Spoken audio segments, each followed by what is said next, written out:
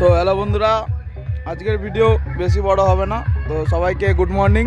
আজকে আমাদের পাশের গ্রাম অর্থাৎ মিত্রপুরে শ্মশানকালী পুজো, জলযাত্রী আনতে গেল, রোড শো করে আসছে, দেখাচ্ছে।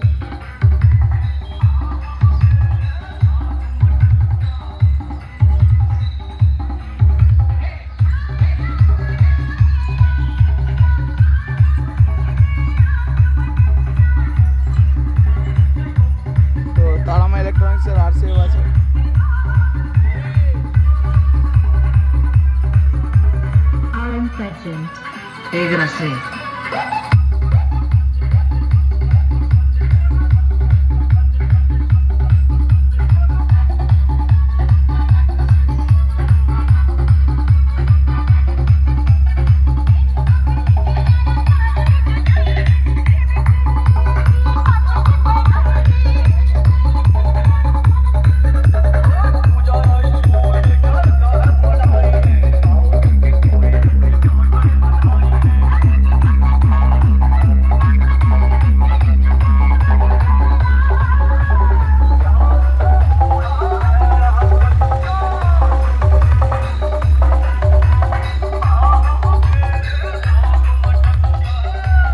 বন্ধুরা, ভিডিওটা এখানে শেষ করছি। তো রাতের ভিডিও দেবো।